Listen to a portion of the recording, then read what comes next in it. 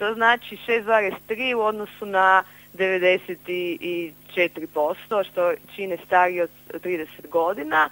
Brojkom to još zvuči lošije, znači samo 260 mladih dužnosnika mi imamo u tim tijelima lokalne vlasti.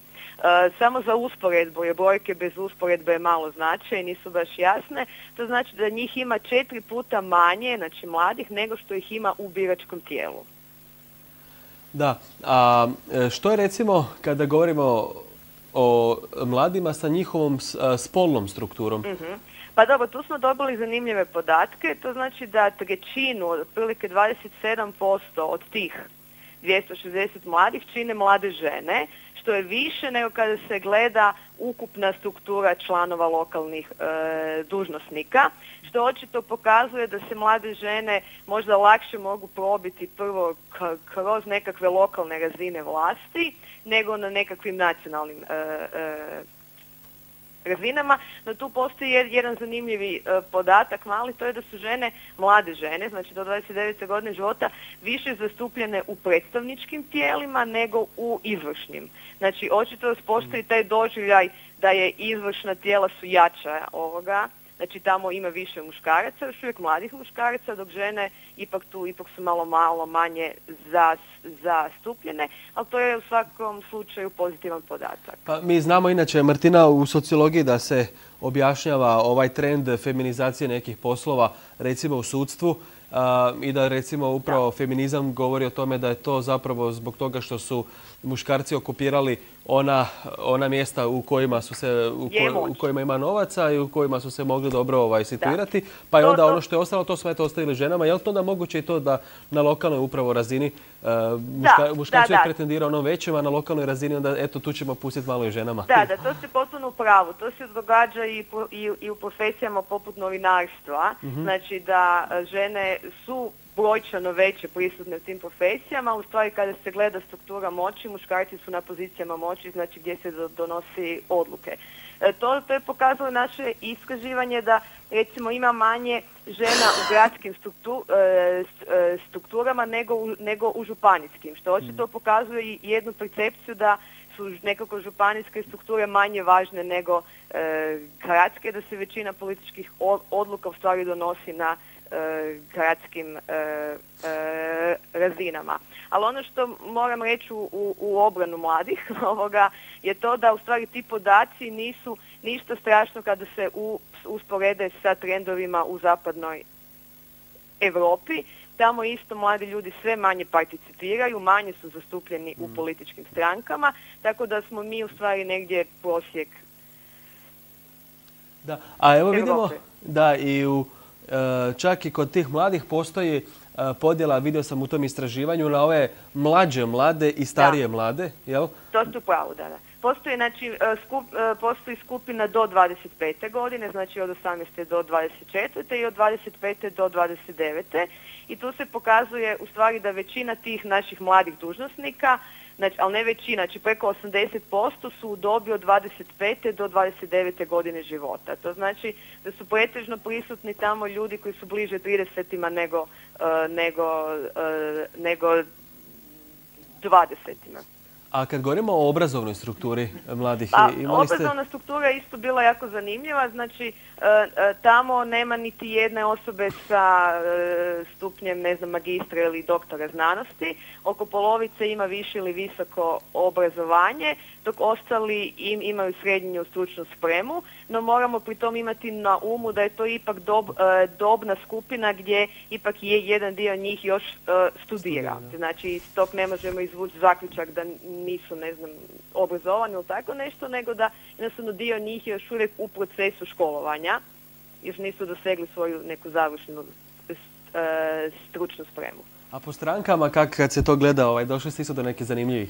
Pa kolegica je već spomenula, u principu znači da najviše predstavnika mladih imaju SDP i HDZ, uvjerljivo, ima i HSP i IDS, nekako srednje vrijednosti ima HNS, dok je što je bilo jako zanimljivo, znači najmanje predstavnika ima HSS, koji ipak je jedna značajna stranka u hrvatskom po političkom životu i naravno nezavisne liste, ali što je normalno jer one su u stvari nešto vrlo nestrukturirano, tako da mladi tamo teško se mogu probiti.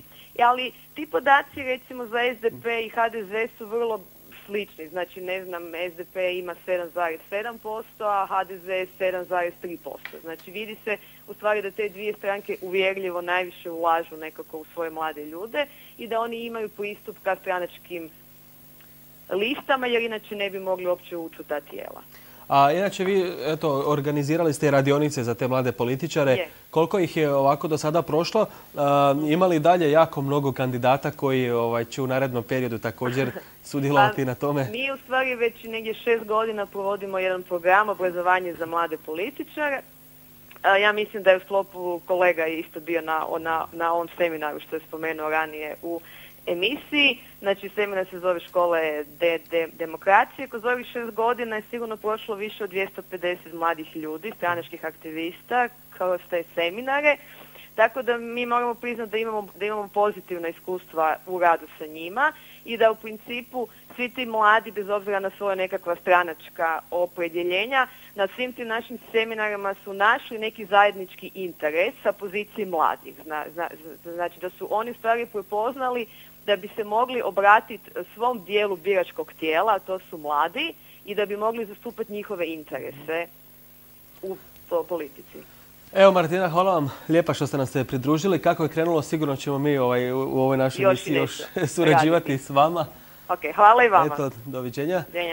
Bila je već i Ivana Pražetina iz udruge DIM u našoj emisiji. Evo, poštovane gledateljice i gledatelji, sad je vrijeme da se i vi uključite. Ako imate neko pitanje za ove naše mlade političara i političarku, možete vi njima postaviti ozbiljna politička pitanja, ne samo ovo što imamo, da vidimo kako se oni snalaze. Imamo već nekog na liniji.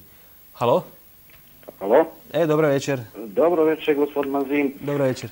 Uredovno pratim vaše emisije i večera ste pogodili što rekli Dalmatinci u sridu. U odnosu na prošlu emisiju, uglavnom preporučio bih vam da i dalje preferirate svojim emisijama mlade, ne kao prošli put, koliko god bio Mata Arlović zanimljiv i vaša novinarka. Ovo su upravo više zanimljive stvari, mladi iz svih domena, znači može to sutra biti iz medicine, vojske, policije, ne znam, taj dalje. Kad sam već tako uzeo riječ, isto tako mogu reći imam nekakva politička iskustva, ja sam liberal Vlade Gotovca bio i tako dalje, dok se nije utopio LS u HSLS i tako, pa imam po tom pitanju puno šta za reći. Ja bi, slažem se sa mladom damom iz SDP-a, sve što je rekla i podržavam u svemu tome. Mladom kolegi iz HSLS-a bih htio ovako, možda ćemo to izgledati provokativno, ali evo da ga malo čelit ćemo na tom području. Pitao bi ga kako on gleda općenito HSLS kao stranku od, ako je pratio, najvjerojatnije je, Vlade zapravo Budiše, njegovo skretanje sa liberalne opcije u desno. Onda recimo kako će, da li može komentirati svoju čelnicu stranke u sav pijetet žrtvama Bleiburga, njeno stajanje za govornicu i održavanje govora recimo pred ustaškim uniformama i tako dalje. Evo to me malo zanimalo kako gleda na to, liberalizam i sve ovo što sam spomenuo. Hvala lijepa. Pa onako jedan dio javnosti stvarno onako doživlja HSLS kao ni vrit ni mimo, jeste lijevi, jeste desni. Bilo je nekoliko disolucija do sada, prvo LS pa Libra, pa ste se onda opet ujedinili sa LS-om. Naravno, mislim, došlo do određenog razmimoilaženja, ajmo reći, to je prošlost, mi se okrećemo našoj budućnosti. Stranka je sad ponovnim ujedinjenjem na Saboru i postavljanjem gospođe Adlešić za predsjednicu dobila svoj prepoznatljiv stil, mislim da se to vidi. Mi smo stranka sada sa tendencijom rasta, ali što je zanimljivo, jedina smo liberalna opcija sad trenutačno prisutna i jedina smo po meni možda prava stranka centra. Ne možemo se reći, sad je popularno govor lijevi centar, desni centar, mislim da je liberalna stranka pravi centar. A što se tiče, mi imamo naša temeljna načela zaštita svakog pojedinca, to nam je jedno temeljnih načela. naravno tu spadaju isto tako i branitelji i određene druge populacije. Slušajte, što se tiče možda nekog ovog govora što je bilo,